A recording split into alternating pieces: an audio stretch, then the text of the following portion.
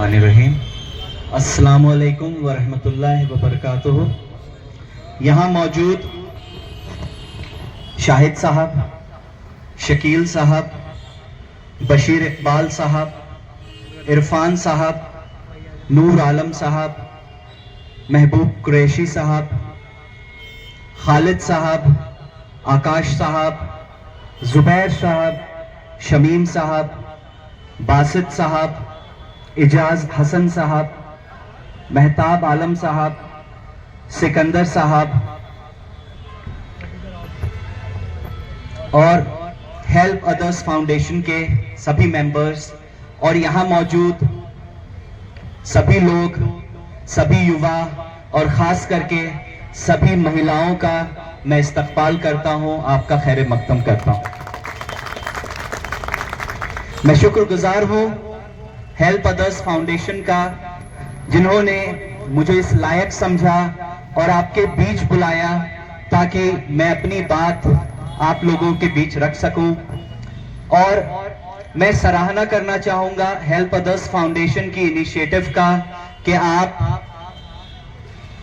समाज के पिछड़े तबके के लिए बिना किसी लालच के, बिना किसी रिटर्न के आप इतना काम कर रहे हैं, लोगों को इतना फायदा पहुंचा रहे हैं।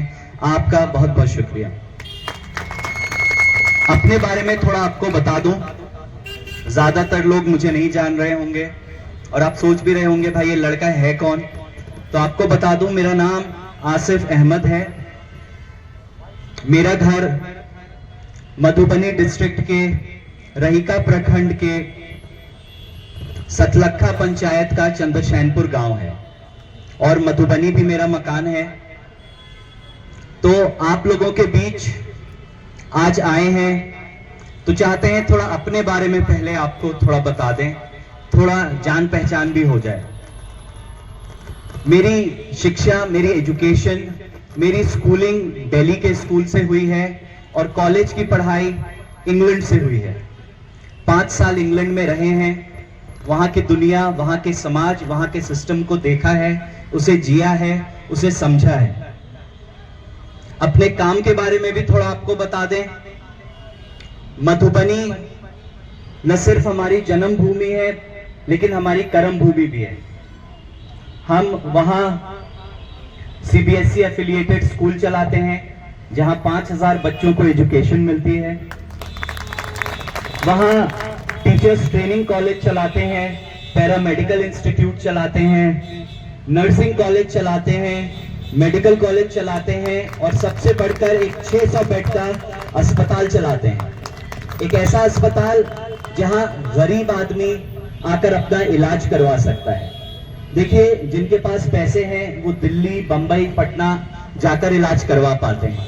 मधुबनी में वही लोग आते हैं इलाज करवाने जो माली हालत जिनकी कमजोर हो, फाइनेंशियल रूप से जो थोड़ा कमजोर होते हैं। तो हमारे अस्पताल में बड़े से बड़ा डॉक्टर, चाहे वो कार्डियोलॉजिस्ट हो, दिल का डॉक्टर हो, दिमाग का डॉक्टर हो, वो सिर्फ 30 रुपए में पेशेंट को देखता है। हमारे यहाँ हम ऑपरेशन चार्ज नहीं लेते हैं पेशेंट से, और अगर कोई भर्ती होता है पेशेंट तो उसके खून का जांच हो या अल्ट्रासाउंड हो, सब फ्री में हम करते हैं। तो जहां तक हो सकता है, जहां तक हमारे लिए पॉसिबल है, हम एजुकेशन की फील्ड में और हेल्थ केयर की फील्ड में अपने समाज को, अपने लोगों को सर्व करने की कोशिश करते हैं। और आपको बता दूं, मैं राष्ट्रीय जनता दल के यूथ विंग से भी जुड़ा हूं।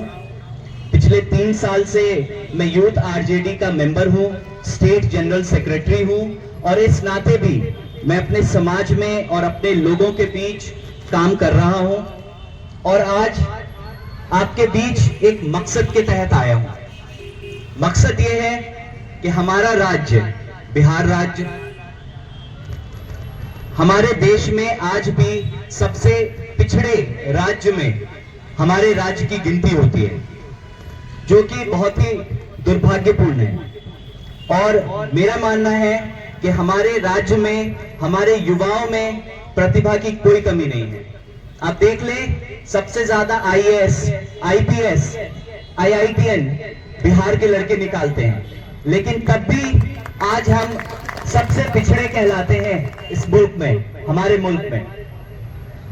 तो आप सबसे गुजारिश है, आप लोग शहरों में रहते हैं, एक बेहतर जिंदगी जी रहे हैं, आपसे मैं उम्मीद करता हूं और आपको दावत भी देने आया हूं कि अपने समाज के लिए, अपने गांव के लिए, अपने बिहार के लिए आप कुछ करें। और जैसे हर त्योहार में, चाहे ईद बकरीद हो या छठ का त्योहार हो, सब लोग अपनी जिम्मेदारी समझकर एक त्योहार की तरह त्योहार में अपने घरों पे जाते हैं। तो मैं आपसे कहना चाहूंगा कि 5 साल में एक और त्योहार आता है इस देश में, हर 5 साल में आता है, जो हमारे और आपकी तकदीर, हमारे आपके बच्चों की तकदीर बदलने की ताकत रखता है। एक ऐसा त्योहार है जिसे हम विधानसभा चुनाव कहते हैं।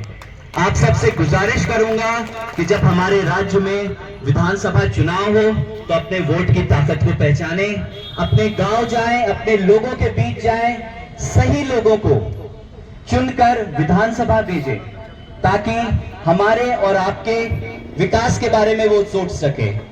वोट का क्या मतलब है, मैं आपसे पूछना चाहूंगा। मैं आपको बताता हूं, वोट का मतलब सिर्फ विकास है। वोट का मतलब न हिंदू है न मुसलमान है, वोट का मतलब विकास है। अपने वोट का इस्तेमाल करें।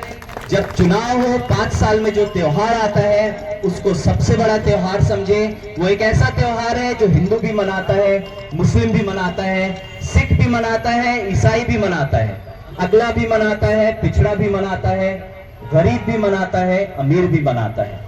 तो मिलजुल कर हम सब अपने राज्य, अपने समाज के बारे में सोचे। देखिए, अगर बिहार तरक्की करेगा, आगे बढ़ेगा, तो इससे हमारे देश की तरक्की को भी तेजी मिलेगी और हम सब एक बेहतर समाज का निर्माण कर पाएंगे। आज हमारी 60% से भी ज्यादा आबादी युवा है, लेकिन क्या हम उन्हें अच्छी एजुकेशन दे पा रहे हैं? क्या हम उन्हें अच्छा इलाज दे पा रहे हैं? क्या हम अपने लोगों को रोजगार के अवसर दे पा रहे हैं? जी नहीं, हम इसमें बिल्कुल फेल हो रहे हैं। और हमारे राज्य में 20 साल से एक गठबंधन सरकार चला रहा है, जिसके बावजूद हम 28वें नंबर पे हैं अपने मुल्क में। और आपको बता दूं, हमारे मुल्क में कुल राज्य भी 28 है, तो 28 में 28वें नंबर पे हैं। तो जब चुनाव आए, ये त्योहार आए, अपनी जिम्मेदारी समझें, अपने गांव जाएं, अपने वोट का इस्तेमाल करें और अपने राज्य को, अपने लोगों को, अपने समाज को विकास के रास्ते पर आगे चलने का आप रास्ता दिखाएं, अपनी जिम्मेदारी समझें। बस इतना कहने आपके बीच आए हैं और ये कहकर अपनी बात को खत्म करेंगे। और आप सबका बहुत बहुत शुक्रिया अदा करेंगे कि आप लोग अपना कीमती वक्त निकाल कर आए और यहाँ हमारी बात सुनकर आप, मुझे उम्मीद है जरूर इस पर आप गौर फरमाएंगे और कुछ बेहतर हमारे समाज के लोगों के लिए, हमारे राज्य के लिए अब जरूर करेंगे। बहुत बहुत शुक्रिया।